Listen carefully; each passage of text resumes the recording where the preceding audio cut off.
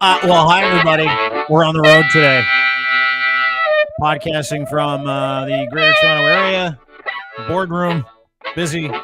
But we had to take time. I had to call in. I had to call the guy from the bullpen. I had to call in the heater from the bullpen for today's show because there's so much going on. Please welcome the gold standard in broadcasting and someone I'm very fortunate to call a friend to podcast. I don't wish to be called the gold standard today because gold has been taking a hit on the market. So Yeah. Silver, platinum. What do you want? That's right. Friend of Dean is My friend. is the honor. Yeah. My friend Charles Adler. It's funny because there's a time where I'm like, that guy would probably never be my friend because I am too toxic.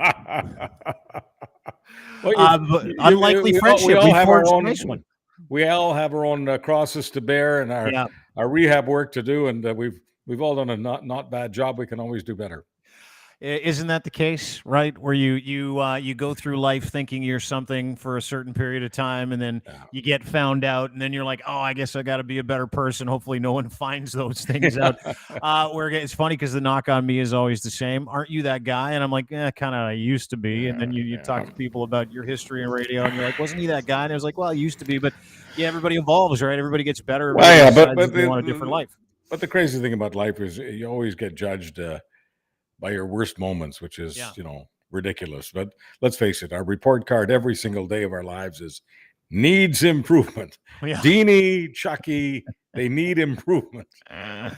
I'm so thankful I still have time. There are a lot of people that didn't get the net, that didn't say, hey, I've arrived. I figured it all out. And it's funny because those are the people we seem to follow.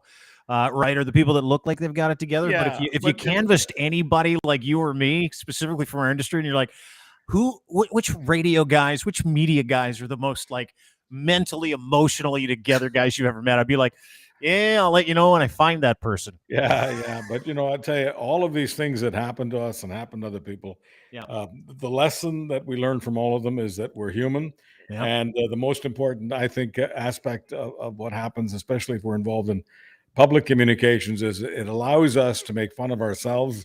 Mm-hmm. It allows us to be self-deprecating. And to me, any communicator that takes themselves too seriously, that doesn't allow anyone to make fun of themselves and who doesn't make fun of themselves, is not the communicator that you want to be, or yours truly for that matter.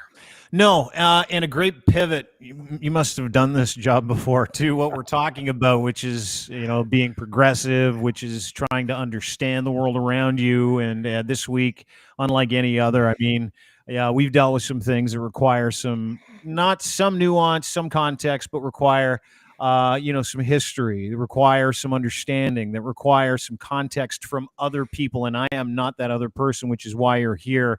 Obviously, we're talking about the fact that in the House of Commons, we gave a standing ovation to a former Nazi SS soldier named Yaroslav Hunka. And it is not just front page news. It is a battering ram for some. It's an opportunity to gaslight for others, but it is an unmitigated disaster. It's an unmitigated disaster. And I wanted your thoughts on it from two different angles. You and I chatted about it today, but, from a journalistic perspective, from a right and wrong perspective, a historical perspective. So there's the educational portion, but, you being the son of two Jewish people who left Hungary during the Holocaust and the history that you have, in as much as, you can relate this back as a Jewish human being, because, I'm seeing a lot of people that don't understand the history, weigh in on the definitive meaning of what's going on and liking to paint people. And I just wanted to go right to the source. So that's why I wanted to have you on today. So let me just begin with Justin Trudeau, the Prime Minister, as we speak, as we're live with a lot of people who are paying attention, but we're also most people who will be listening to this will be listening to a recorded version of the podcast. But as we speak, at a little after 2:00 Eastern time, the Prime Minister of Canada is apologizing for the black eye that was given to Canada in the last few days. As a person of Jewish heritage, and I don't pretend to be religious, but I'm also not unconscious. It's impossible if your heritage is Jewish not to be aware that the holiest of holy days was this past Monday, event is called Yom Kippur. It's ushered in on Sunday night. It implores Jews around the world to reflect deeply on their behavior of the past year and to seek atonement, redemption, as it were, for their sins. That's what it's about. Whether you're secular or religious, it's hard not to take Yom Kippur seriously. It is very difficult as a Jew to not take seriously that in this period, a person who was involved in Hitler's so-called final solution, meaning the extermination of as many Jews as possible, this person was in the gallery being honored. Now, most people, I would say all people who were applauding, had no idea who this guy was. Supposedly, he was a war veteran, and the Speaker of the House, who was responsible for the invitation, didn't do basic checks, even though the Speaker of the House found out that he was a war veteran who opposed Russia. That's what he was nominally about in the paperwork that the Speaker saw. Didn't understand that a Ukrainian, because of that part of the world and because of the war that was going on, a Ukrainian opposing Russia means a Ukrainian supporting Germany. So that should have given him a clue.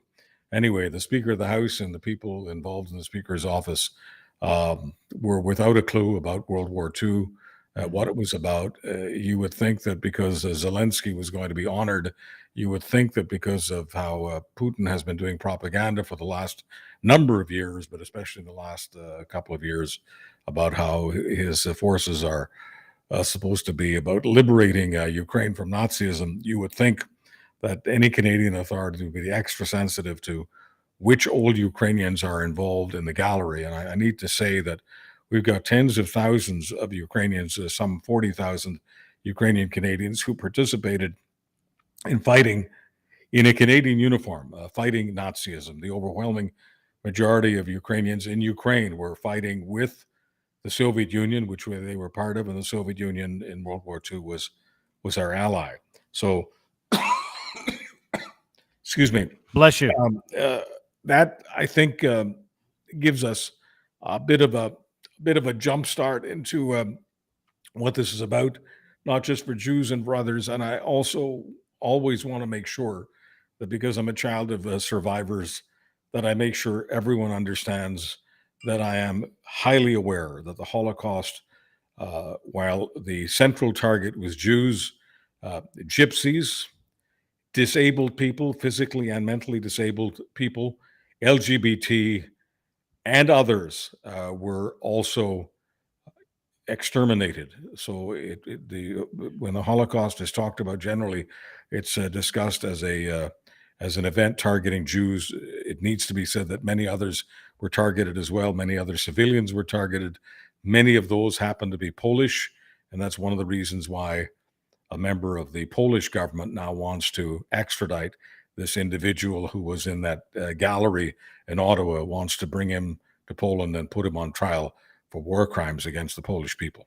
Yeah, there's some backstory and also front story, meaning the fallout from this. And I'm just going to kind of refresh people's memories. And I apologize. I hope this doesn't trigger anybody. This is a CBC reporter commenting on the fact that this is prior to us, really having the firsthand knowledge of what this gentleman did as a member of the Nazi SS.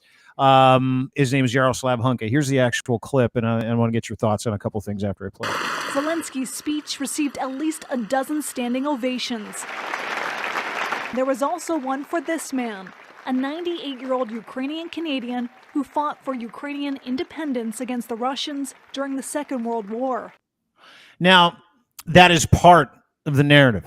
And obviously part of the narrative that Anthony Rota, the former Speaker of the House, who has since resigned under a cloud of just pure embarrassment for not doing his homework, not figuring out that, sure, yeah, he fought the Russians back then, but as you point out, if you go through that timeline, 1941 to 1945, the people that fought the Russians were fascists. They were Nazis. We know that. They were German.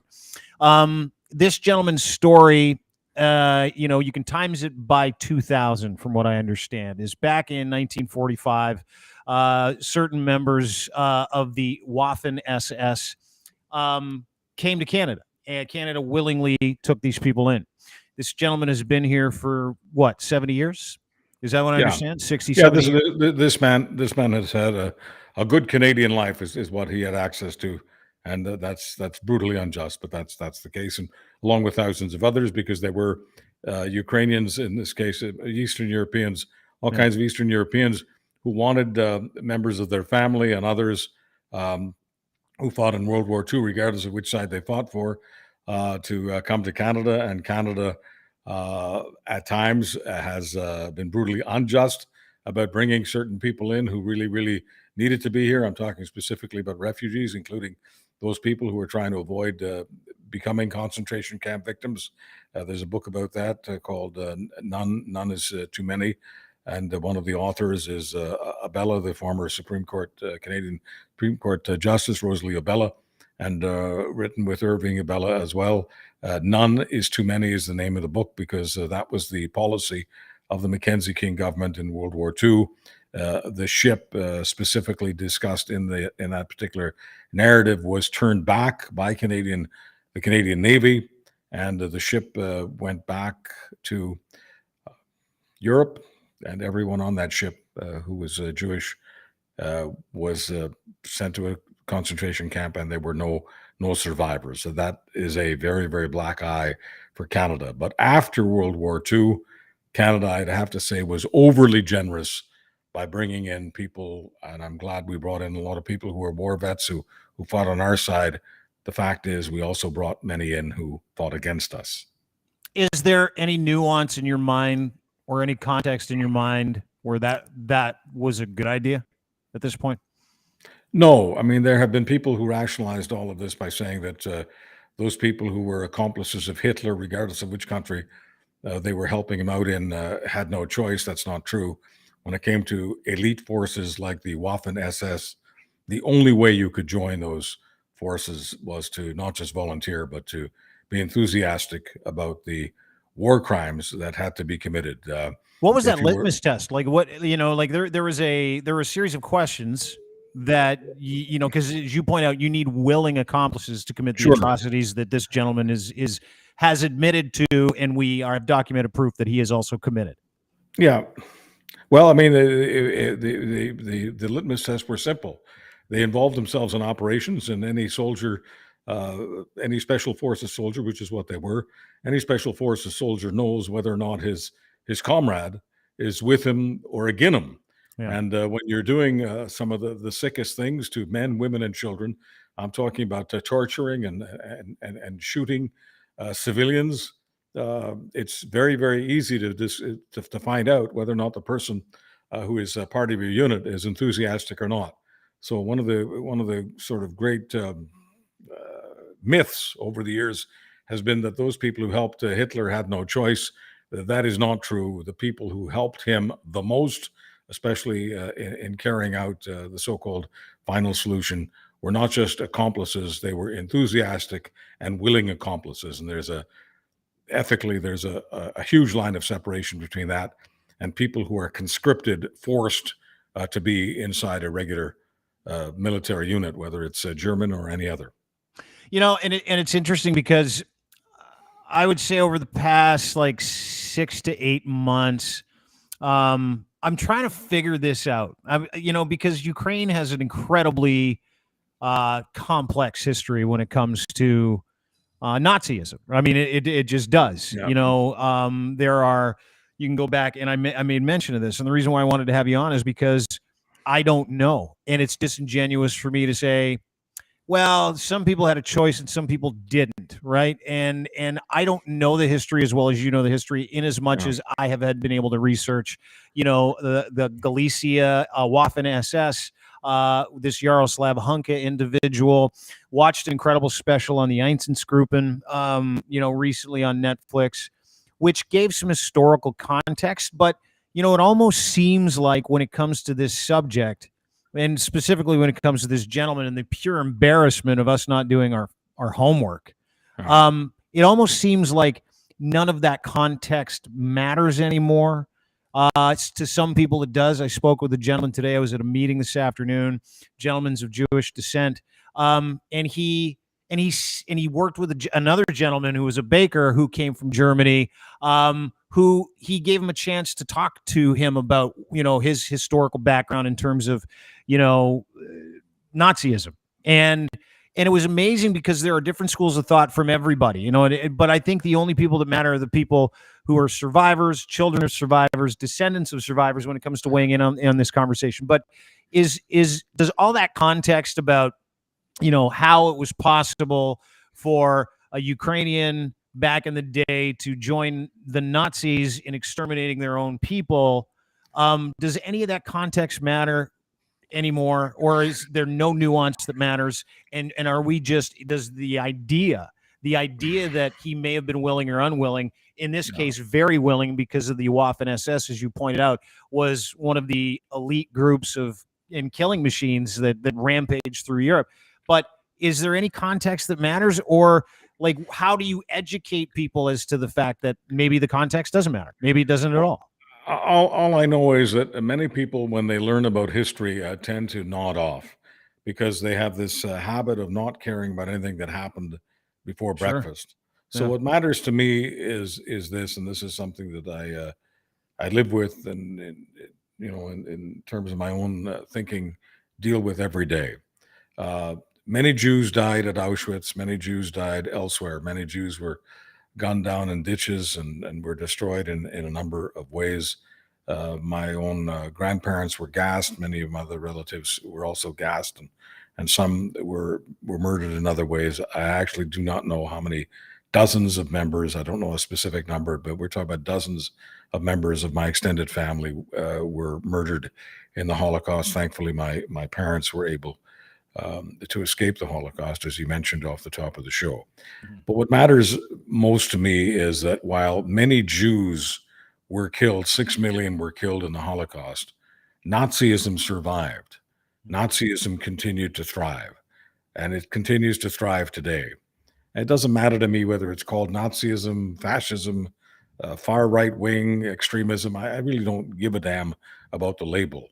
The idea that many people in our own country, Canada, are willing to, on any given day, demonize their political opponents and villainize their political opponents and make all sorts of accusations. Post media running a story this week based on what they claim is some Indian or former East Indian diplomat saying that Justin Trudeau during the G20 summit was on cocaine. I mean, I don't understand why post media has to resemble Russian media in putting out this kind of propaganda with absolutely no evidence, no evidence to corroborate that particular charge. But that is the kind of extremism that I'm talking about, and you don't have to call it Nazism. It's not technically Nazism, but it is not Canadian. It's not in line with Canadian values. Most important, Dean, if we're talking about history, it's not in line with the values that our fighting men fought for in World War II. That kind of big lie extremism is what our people fought against. And I would only hope that going forward, we have a country where most people understand what it is that we fight for, what it is that we fight against. Who are we as Canadians? What is Canada? Canada is not just an amalgamation of shopping centers. It's not just real estate. Canada is a real country. In my opinion, it's the most beautiful country on earth. It's the country that gave my two parents and me an opportunity to live in freedom. We are refugees from authoritarianism, specifically refugees from communism. I can never thank Canada enough, and I know I've said it here on this podcast and elsewhere that my entire career has been a thank you card to Canada. You mentioned that you see Nazism in Canada in today's institutions, North America. We see it as a populist movement to some extent. Is it Nazism that you see in these institutions and political parties and the gaslighting and the rhetoric and the propaganda from the National Post, or is it authoritarianism? I think of it as authoritarianism. I discuss it as authoritarianism because if I think of it or talk about it in terms of Nazism, I miss the point, and then the conversation becomes, why did you call it that? And it's one of those words, right? They lost all the meaning. Yeah. Anybody involved in public communications knows there are several ways to step on your own message. And one of the ways to step on your message is to call something, use the word Hitler or Nazism. And then that's what the discussion is about. And then people miss the point. And I always blame, yes, I do blame. I blame the person who's using the words. We must use our language. We must use our English language in an intelligent way. We must be very selective about the words we use, because words mean things. And if words mean things that we don't mean, we are guilty of misrepresenting what it is that we're trying to say. When we're talking about tender topics, sensitive topics, we've got to be very careful about what labels we use. Some people choose to be so careful as to not even put labels on what they talk about. I think sometimes labels are necessary to get people's attention. But if I use a label like Nazism to describe what someone like Pierre Poilievre is doing, then, I totally missed the mark. And I have to reflect and ask myself, what was the point of me opening my mouth today? I mean, I only have a certain amount of hours in a day. I only have a certain amount of days in my life. How much of my life do I want to waste stepping on my own message? I'd love to think I could spend my entire life with never stepping on my message. That would be perfection. I am not perfect, but I think I am wise enough not to call Pierre Poilievre a Nazi. And when I see certain friends of mine or associates, acquaintances, Twitter friends calling him that, I have deep regrets, because that completely misses the point. But beyond all of that, it diminishes the lives of those people who suffered a great deal at the hands of Nazism. You don't, if you believe in never again, you need to believe that calling people Nazis when they're not Nazis is not a way of having that. It is the opposite. If you call someone a Nazi when they clearly aren't, their supporters, their friends, their relatives, their followers will turn on you. And the easiest way to help an authoritarian is to mislabel him.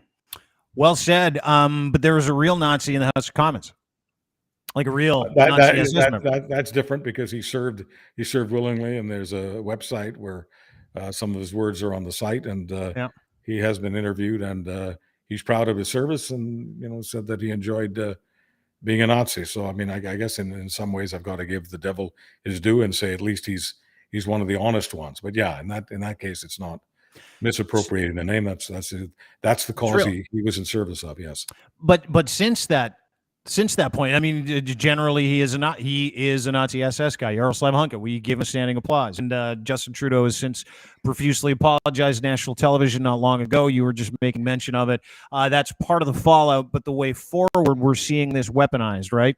We're seeing the diminishing return of that word, which, like a bunch of words that we've watched people absolutely overuse for specific, kettling purposes, it's lost its importance, right? And so when I watched Pierre Poilievre, Melissa Lantsman, the conservative machinery, the ideology of those people that parroted the same talking points coming out of Russia, and it happened again today, parrot the same talking points, painting Canada as a country that enabled a Nazi to go and have a standing ovation in the House of Commons when it was really pure incompetence, if I'm to believe Anthony Rota, and if I'm to who just resigned, if I'm to believe you, that this was just this incompetent stroke of stupidity on behalf. Well, I mean, but you have to ask yourself, why would it be? I mean, I would ask Melissa Lantsman, I would ask Pierre Poilievre, why would it be in Justin Trudeau's interest?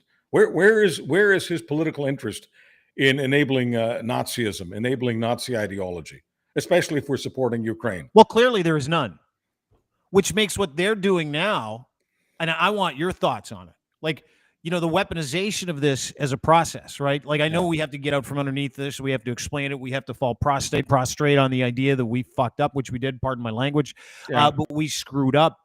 We look incompetent. But the torquing of this which the Conservative Party is doing, and Pierre Poilievre is doing, and the Melissa Lantsmans are doing, which blows my mind according to her heritage, is that the torquing of this as another opportunity for a Canadian politician who wants to be the prime minister of this country to side with disinformation and foreign policy, foreign propaganda. I find it odd that no one's talking about that. Like, I find it weird that we've got a political party that parrots the same propaganda, whether it be Trudeau missing a G20 dinner because he was all coked up. That's coming out of India. We laughed about that, which is ridiculous. He wants to know more from India. And same thing with this. It was a mistake. Canada's a great place. Nazis have no place in Canada, which should have been a resounding message from all the parties, bipartisan, across the board. It is, we are that prime minister of ours. He does need to go. He applauds Nazis, and that's what they do. And to your point, it's not like that was the end result. It's not like that was the specified goal. No. Look, the conservatives, too many conservatives, in many cases, provincial conservatives, federal conservatives, do not have confidence in conservatism. Don't have confidence in their own message. I mean, the central conservative message is we're better for the economy than the other guys. And that matters, because if we're better for the economy, we're better for economic opportunity, we're better for the chances of having a middle-class life and maintaining your middle-class life. We're better for Canadians. If they had more confidence on espousing that message, they wouldn't go to all this other stuff. But when I see them going to the Trudeau's, doing cocaine, and Trudeau's a Nazi or an enabler of Nazis, I mean, that just tells me that conservatives don't have what it takes to spread a winning, confident, positive Canadian conservative message. And that's what we're seeing here. If it wasn't, for politics, it wasn't for an election that's coming up eventually, probably 2 years from now, I don't think they'd be doing this. But they put everything through the filter of how can we damage Trudeau today? How can we kick him again? And that's what this is. I mean, it's gross, it's nonsense, it's extreme, it's not Canadian, but they feel it works for them, and they're always reinforced by the fact that they're getting clicks, so they're getting action on Facebook and Twitter and other social media platforms, and they're getting money. They look at the amount of money that's coming in every day, and every time they push some kind of extreme thing, and they label Trudeau with some kind of extreme thing, the people who love hearing that stuff send them money. How do you feel about that? How do you feel about them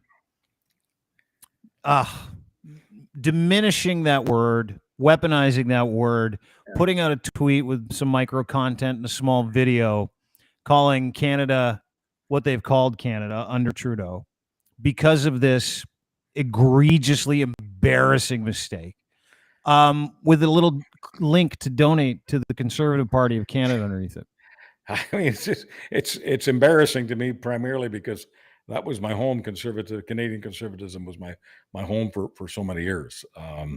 So I'm embarrassed by it. But if you're asking me what I think about it globally, I pay far more attention to what Russia is doing to Ukraine. I pay far more attention to whether or not Ukraine is getting the supplies it needs from Canada and from the United States and NATO countries.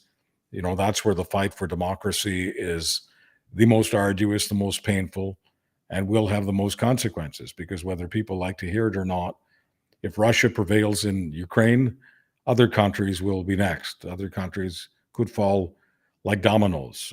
One of those countries happens to be Poland, which is, as I said a few moments ago, where one of the members of the Polish administration is quite serious about wanting to extradite the person who was in the gallery, the old Nazi himself. Ukraine is, to me, the president of Ukraine is a champion for democracy. He's someone who deserves all the accolades he gets, whether he gets them from Canada, the United States, or elsewhere. The idea of Canada doing anything, and the idea of the Conservative Party of Canada doing anything to feed Putin, to feed his, to put feed into his feed bag, because his central message, Putin's central message, is he wants to liberate Ukraine from Nazis. So the idea that Canadian conservatives would enable that, or anything that happens in this country could enable that narrative, that's something that disturbs me a great deal. I want every day to be a difficult day for Vladimir Putin. I don't want to give him any easy days.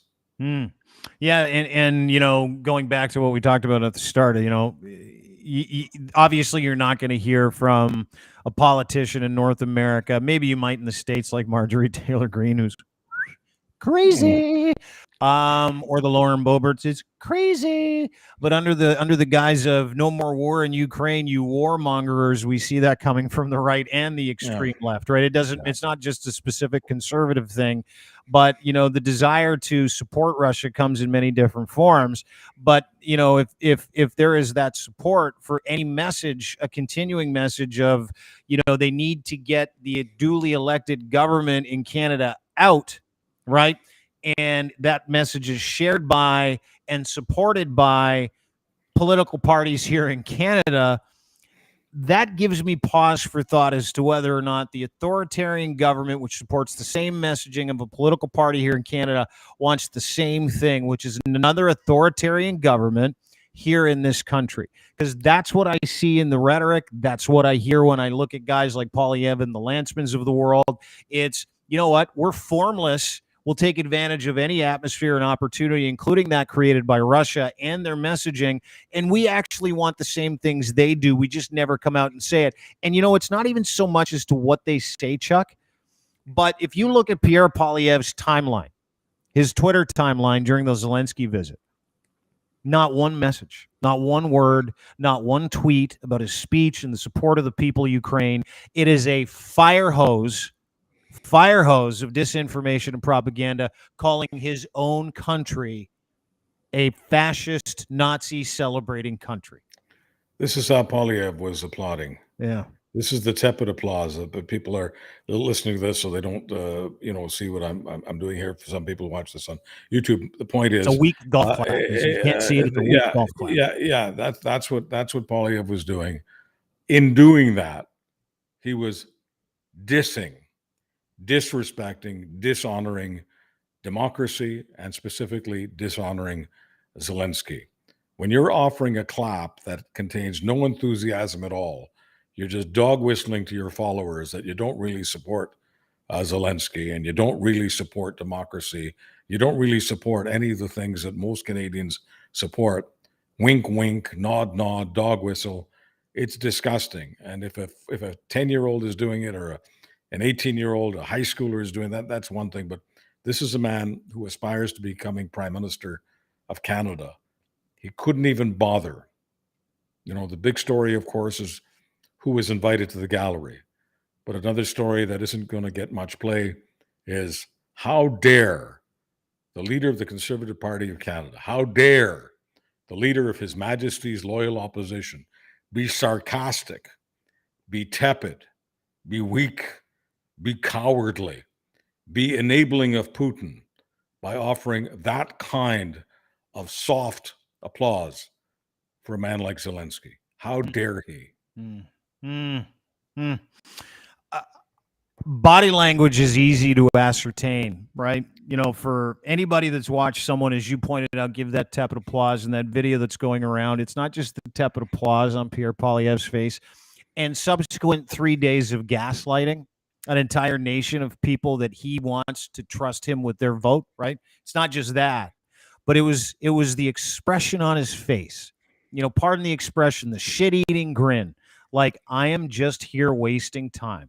And I don't know who that tepid applause was for, but there are certain governments around this country that are tied in very tightly to the former prime minister of this country named Stephen Harper. And those governments are in the news right now and have real problems, real beef with Canada. One is India. Of course, the assassination of a Canadian citizen on Canadian soil by the Indian government, which was outed by Five Eyes, specifically Jake Sullivan. The United States, he gave us that information. We acted on that information.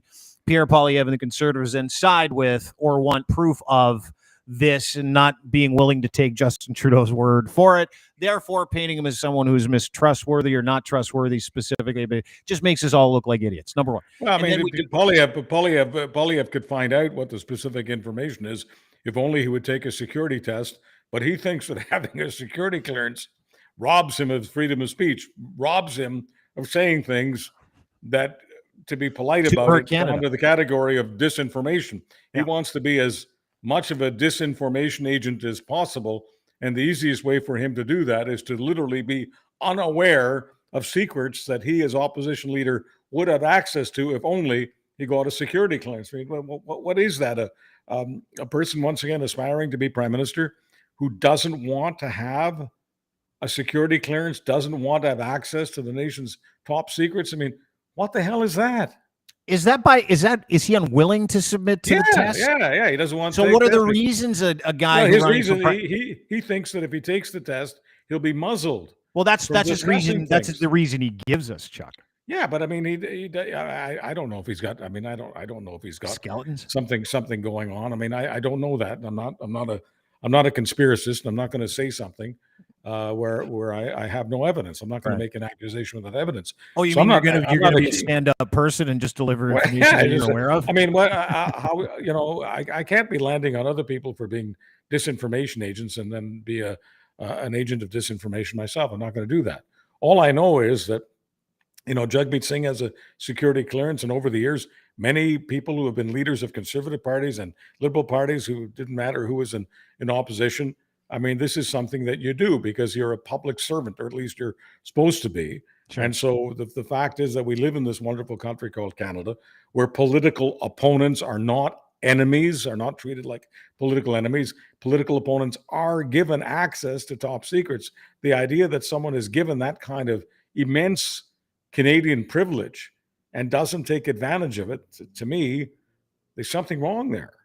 Well, then if we're not going to invent reasons or skeletons or pull fake skeletons out of closets to ascertain why he can't get security clearance, which, by the way, you're better than that. I might not be, but if that's the case, then you can only assume that the reason he doesn't have security clearance is because he prefers to.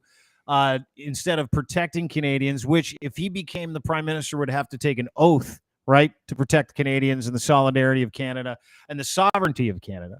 Yeah. He's not interested in those things. Well, that's the only conclusion I could draw from that. I do want to, give him sort of credit for this. I mean, this is an assumption on my part, but I do think that if he did become prime minister, he would get himself a security clearance. I don't know how you can operate as prime minister without a security clearance. How do you operate as a prime minister and invite members of CSIS and the RCMP to have sensitive discussions with you when they're not allowed to tell you what they need to tell you because you haven't gotten a security clearance? So I can't, at some point, if he does become prime minister, I do believe he'll get himself cleared. Otherwise, he's, completely irrational. I'd have to use the C word. At that point, I'd have to declare him crazy. Oh, that's not the C word that I prefer. But anyway, I get it. Yeah, there's a couple other ones that I'm a big fan of. But can you be the prime minister without having a security clearance? Like, it seems to me, I don't know if there's a law position without it. Like, I don't know if there's a law about that. So much in a democracy is simply goodwill. Something called honor, which a lot of people have trouble defining these days. But to put it mildly, it's dishonorable for a prime minister to dishonor our intelligence service.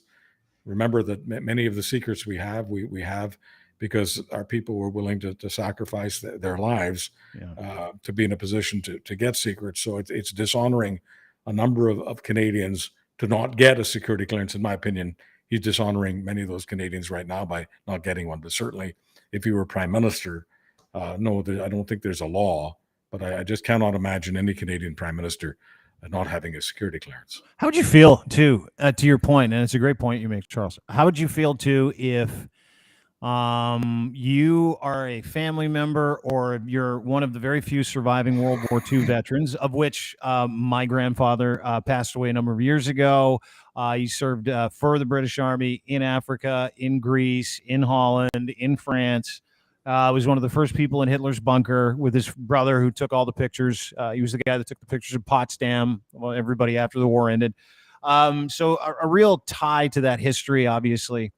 And I think about it in those terms where, a guy like Pierre Poilievre does not want clearance because he wants to continue to gaslight and demean the sacrifice of millions and millions of innocent people, right?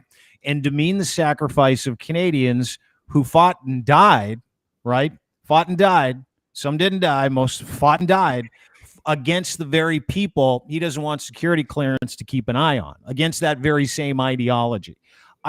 How would you like, to me, that's just I don't give a shit about anything that happened or any of the freedoms that we have. I don't know how to have a moral discussion with Pierre Poilievre, because morality doesn't seem to interest him. I mean, he's interested in clicks. So what am I going to say to a click whore? Like, don't you have any decency at all? I mean, what am I to say? I mean, talking to him, to me, would be the equivalent of talking to one of these many trolls on Twitter. Some of them are real, some of them aren't, but they're just trolls. I mean, what really? I mean, if a person doesn't wish to get a security clearance, I've got nothing to say to that person. What am I to say? He's shouting at me loudly. He's shouting about not having respect for our vets, not having respect for our security agencies, not having respect for our security. What am I supposed to say to a guy like that? I don't know. I mean, as someone who lives in Canada, pays taxes in Canada like yourself, someone who's intensely proud of the Canadian involvement in ending the fascist Nazi movement across the world, as someone who's had families who fought, you, of course, have a direct tie with your parents to the atrocities that occurred, which you would think a politician would want some access to the security information that keeps Canada safe. Against that, he wouldn't want to feed into that for propaganda reasons or personal political gain. And that's the part that grosses me out the most. Like, it's easy for me to ascertain, and Max Fawcett said it best, National Observer. I know you're a big fan of his as well. And I asked him this kind of the same question. He goes, it's shocking, but you might realize not all of us share those values, right? There are people out there that share fascist authoritarian values, that absolutely espouse those values. And is there any other conclusion to come to in terms of the way conservatives and Poilievre are treating our national security and the security of the people who fought and died against that movement? Well, I'm reluctant to call him a fascist. I think he's a hyper partisan, and I think hyper partisanship enables fascism, enables authoritarianism for sure. But I will need more specific evidence of what it is that he's supporting before I call him that. It's just it's a loaded word. Yeah. And if you're loading it with assumptions, if you're loading it with with unproven talking points, and I don't think you're in service of history. And I think at that point you're diminishing the lives of those who paid a heavy price. Before I use that rhetorical weapon, fascism, I need to believe that a person has shown me evidence that they do wear those dark gloves, as it were. Well, I appreciate that, and you always act as I'm that guy that likes to get the cart way before the horse sometimes, because it's easier. It's your choice. It's your choice as to how you want to do public communications. I mean, as you can tell, I'm always mindful of the people who came before me, and the last thing in the world I would want to do is dishonor them in any way. And so I am my father's son. He's always on my shoulder, and I'm not going to do something to piss off Mike Adler. Mike Adler is my real boss. Still to this day. Always will be. I know. I see it. It's pinned to your profile on Twitter. Yeah. And again, one of the reasons why I wanted to talk to you about this is because I value your opinion, not just on the political discourse, the gaslighting, not just on how embarrassing it was for Canada to applaud a Nazi SS member. I wanted to find out if there was any context that we needed to be aware of. And I don't think there is, according to you. I don't think there is, according to people I've talked to over the past couple of days. Justin Ling put out a piece today, agree with it or don't disagree with it, where he talked about the nuances involved in conscription, the Holodomor, all the stuff that we sort of briefly covered today, which may have put someone in a situation to fight for the Nazis. That is not the case here. And I've come to realize that over the past little bit, talking to people like yourself, doing some research, is that these were willing participants that fought for the Waffen-SS. You got to remember that one of the reasons that some people, whether they're in Ukraine or elsewhere, and some of them are in this country, one of the reasons they will support Nazism, they say, is because, especially in the World War II context, because Nazism threatened the destruction of the Soviet Union, threatened the destruction of communism. So there were even people in our own country back then who said things like, well, we don't really respect some of Mr. Hitler's methods, but we understand that we have common objectives. And Canada, the United States, and other countries in the free world wanted communism to come to an end. So they saw the Soviet Union's experiment as extremely pernicious, dangerous to the free world, because Marxism, Leninism, as espoused by the Soviet Union, they never made any secret of the fact that they wanted the entire world to be communist. Much later, you had a fellow named Nikita Khrushchev. Nikita Khrushchev was the general secretary of the Communist Party of the Soviet Union in the 1960s. He was the one involved with John F. Kennedy in the Cuban Missile Crisis. And Khrushchev, at one point, publicly said that we will bury you, meaning our world, our communist world, will bury the capitalist world. So many people have rationalized Nazism as some kind of good because Nazism threatened to destroy communism, and that was the greater good. But one of the things you need to be aware of when it comes to not just authoritarians, but people who enable authoritarianism, is they always use this phrase, and you've got to be very, very guarded when you hear it, and you've got to be very suspicious. And the phrase is, the ends justify the means. All kinds of authoritarians, including Nazis and others, have used that phrase. And the ends do not justify the means. You've got to take a very, very good look at what those means are. And if the means involve the destruction of men and women and children because you want to destroy a certain ideology, no, the ends don't justify the means at all. Focus on the bloody means, and those means are often very bloody. And when you focus on those bloody means, you're much less likely to accept the rationalization. Anyone who tries to rationalize going to authoritarianism, I don't care whether it's labeled left-wing authoritarianism or right-wing, it doesn't matter to me. Anyone who wants to justify the idea of having a dictator stripping you of all of your rights and all of your freedoms in the name of some sort of greater good, anytime you're motivated to join up with that, you've got to take a very, very good look at yourself. And to bring it to the Canadian context, that is not what Canada's about. I'm a Canadian first. I'm a proud Canadian. And as a proud Canadian, I refuse to accept the ends justify the means when the ends are authoritarianism and the means are authoritarian. Yeah, and dude, and you see it, you're qualified to know it. You've lived it. Which is why I love talking to you about this. Love it and I don't love it. Obviously, it's because it's such an intense subject, and you can go wrong real quick. And we've seen that over the past couple of days, depending on how you or we talk about this, right? Which is why you parse your words so carefully. Well, the thing is that some of these discussions are difficult for a lot of people because their minds have not been trained. So all of these words are just jargon to them. This is not jargon. Words do mean things, and you need to train your mind to use words properly, and also to defend yourself against people who are going to make propaganda, whether they're called American conservatives, Canadian conservatives, and other kinds of extremism, other kinds of extremists. I mean, if we don't know what it is that we're talking about, and we cannot advocate what we're talking about, if we don't understand the principles around the terms that we're using, it's very easy to become overwhelmed by people who are very skilled in the deployment of propaganda.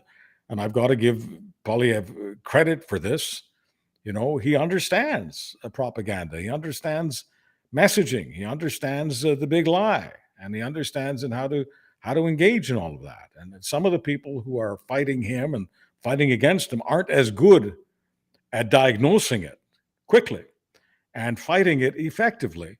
They're not as effective in communicating as he is. So it's easy on the one hand to say, well, he doesn't have the morality we want him to have. So what? You don't need to be moral to be politically successful, especially in a liberal democracy, because a liberal democracy gives a lot of people credit where they don't deserve any. So Polyev gets a lot of credit, including in this conversation, credit from me in having only, crass political reasons for not getting a security clearance. I'm not willing to go beyond that, meaning I give him credit for being fundamentally, a decent human being, even though I can't prove that to you, but I can't disprove it either. I can't prove that he's a I can't prove that he's some sort of authoritarian, and I can't disprove the fact that he's probably at the core a relatively decent guy. Maybe at the core he's just like those new commercials of his. I don't think that's who he is, but I don't know. And until I do know, I cannot declare him to be an authoritarian. And I So think for that, now, he's just an opportunist until you see no, I otherwise. have to call him an opportunist. And the more people want to call him an authoritarianism and authoritarian and brand him with all sorts of names, Yeah. the more they help his base. Nothing gets his people more enthusiastic than being attacked by the likes of you and me and others. And so I would just say that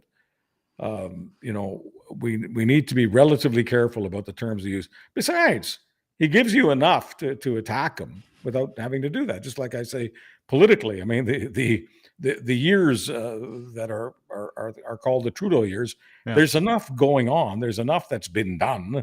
There's enough that's happened to give Poilievre a case to make against Justin Trudeau.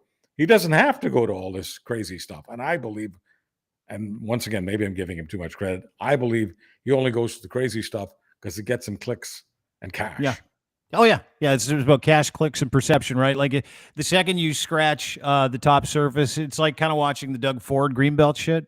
Yeah. You know, the second you scratch at the top of the surface, the second you pull back that first cover, you see all the junk, right? Like that's just the way it works. And with a guy like Poilievre, you know, he has the ability because he's the leader of the opposition. People take, I guess, some of the things that he says seriously, but the leaning towards, you know, and the dog whistling and the things that I see and the compromise that he tries to make between propaganda and disinformation, to me, it's all the same thing. It all comes from it, which is the desire to subject the people of Canada to the values of his Conservative Party, which is not the Conservative Party of your father, right? That's authoritarian to me and by nature.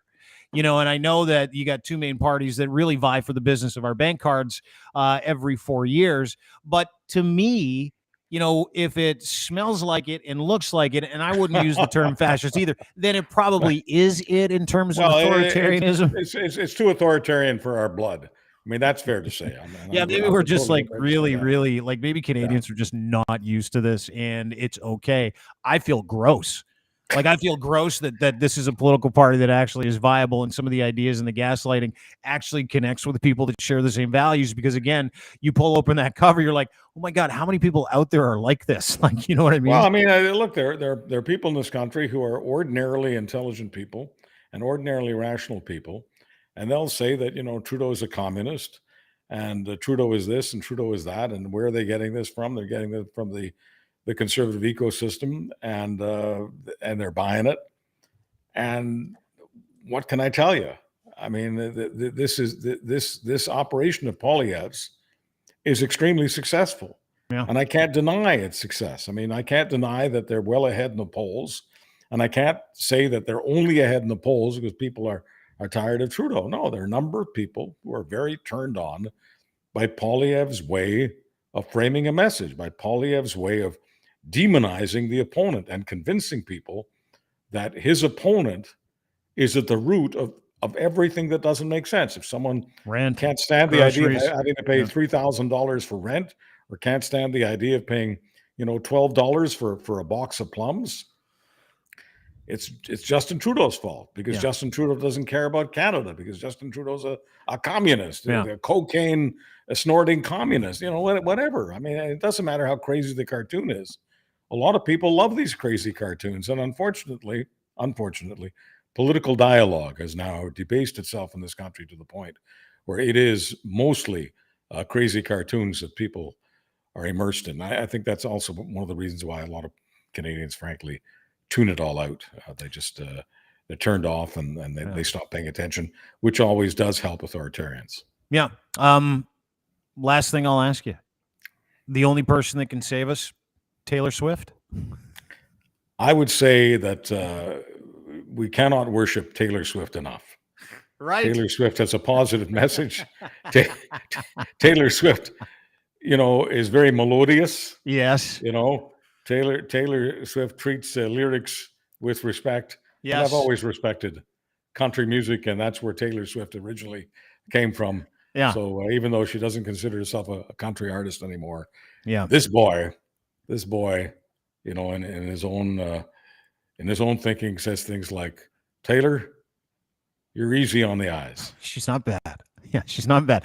And she's like, I don't know if you saw this. She put out an Instagram link for people to sign up for voter cards. More people signed up from that one link than they Yeah. did from any other Oh government yeah, link or attempt. the conservative base in the United States is now calling her ugly and Yeah. and connecting her to all sorts of Yeah. nonsense. But the fact is, she is highly effective. Oh, yeah.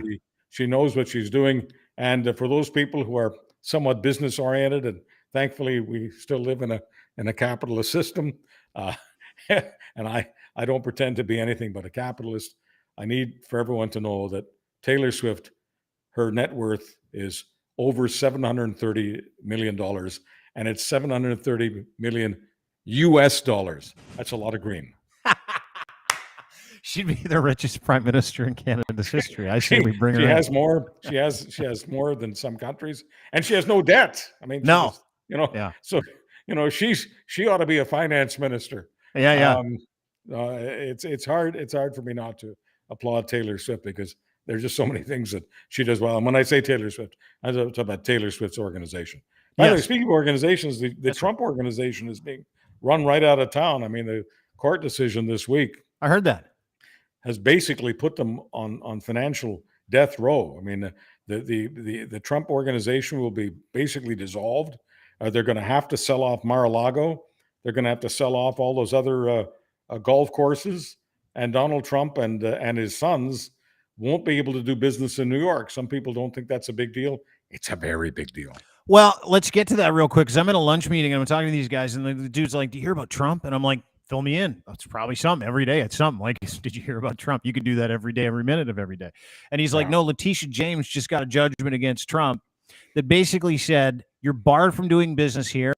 Any businesses, any buildings, any money, anything you own, any golf courses, the Trump Tower, all that stuff, we're going to take it and liquidate all of it. And by the way, you own nothing here anymore. We're absconding everything you thought you owned in this state, and this state is going to reach into other states to take the things you own there." Am I on the right track? Did I hear that? No, you're totally on the right track.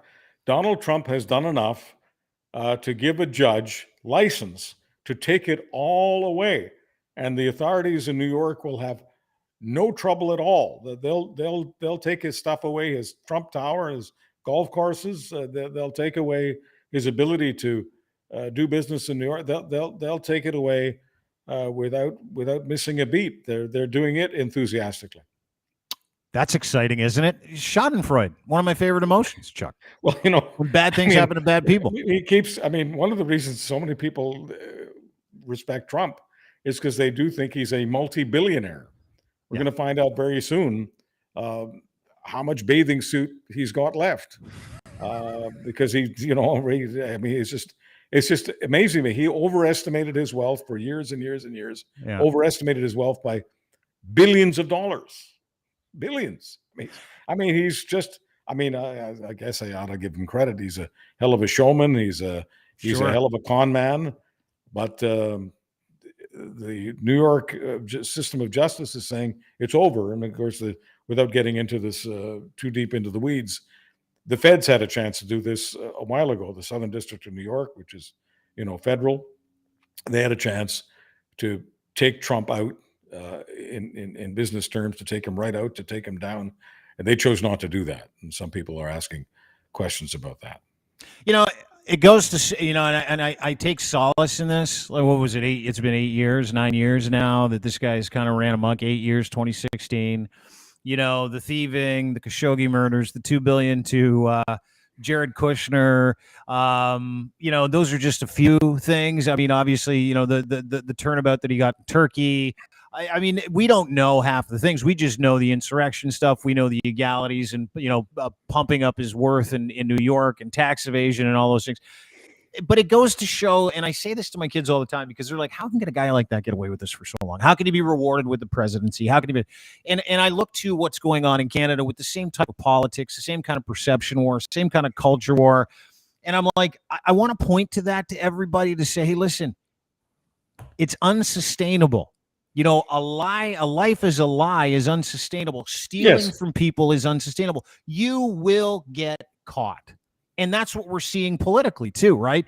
But it gives these guys gas, which is unbelievable to me that they'll turn around and they'll say stuff like, it's political subterfuge. They're trying to take Yeah. out the number one candidate. And you're like, Yeah. no, dude. They're not preventing you from campaigning. You're preventing the trials with your campaign. Like, that comes first. And it happens. It comes for everybody, right? Like that Schadenfreude that I talk about. Yeah. Lies are only lies for a long period of time and they get found out. And this guy's entire life was a lie. Like, life was a lie. And so I look at the lies that we see here that are told in the political atmosphere to gain traction or to convince people that they have to live with fear, which is how Donald Trump won, right? He's like, I'm the only guy that can save America. And I'm hearing the same thing. I'm the only guy that can prevent, inflation. I'm the only guy that can do this. And this guy's, if you keep him in power, he's going to ruin your life. But that's all a lie too. But to me, I look at that and I see hope with the Trump judgment. And I'm like, well, it turns out lies don't have the shelf life of the truth, if you will. No, I mean, eventually it's over. I mean, he was for many years the only person who could keep himself out of prison, and he was the only person who could keep himself from going out of business. But he is going out of business, and he might end up in prison. What I still can't get my head around is how tens of millions of people want to vote for him, because for tens of millions of people who are Republicans, they still think that he is better for them, better for their country, better for their economy than the alternative. And I'm not asking them to think about a Democrat alternative. I totally get that. But, there are many people in the Republican Party who can get it done. And the idea that millions say, no, none of them, we don't want any of them. We want trade. It's amazing to me. It does feel a little culty. MAGA? Yeah, it feels a little culty, where evidence doesn't matter, facts don't matter. You just fall in love with someone, you treat them like some sort of god, and you worship them, even when on a very, very deep level that you're hurting yourself, but somehow you feel this need to sacrifice yourself for them, to burn yourself at their altar. Or destroy relationships with your neighbor over that. Yeah, I've never really understood that, but you have to be a cultist, I suppose, to totally get it. It's just incredible to me how many people are willing to keep doing things for him, even though he's clearly doing nothing for them. Yeah. Charles Adler is our guest. Charles Adler podcast. You can get across all platforms: Google, Spotify, Apple Podcasts, etc. You can go to crier.co and check it out.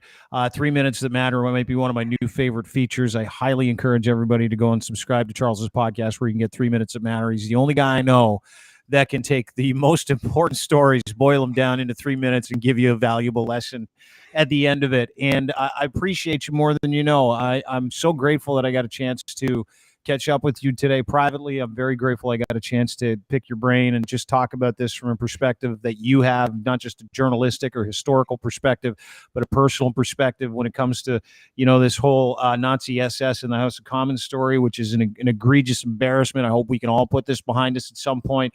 And I hope we can demand better from all of our politicians. And I hope we can demand, the protection and the provision of the safety of all Canadians, which is, really at the end of the day, I think what anybody wants. When we watch what happens in our political ecosystem, is like, are these people looking out for us anymore? It feels like they're not. But I appreciate you being willing to kind of boil it down for me today, Chuck. Thanks, brother. Well, thank you for what you're doing for democratic dialogue in this country, and for encouraging me to keep on keeping on. Thank you. Okay, buddy. We'll talk to you soon. Charles Adler, ladies and gentlemen. Charles Adler podcast, one of my favorites.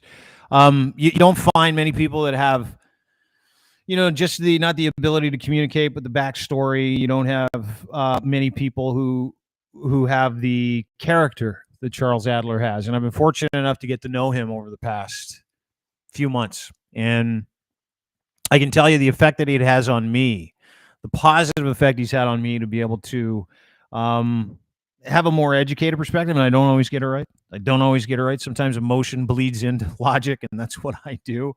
But everybody needs a Charles Adler in their life. And you can have him in your life by going to Google, Apple, Spotify, etc. Sub to his podcast. It's called the Charles Adler Podcast. 3 Minutes That Matter.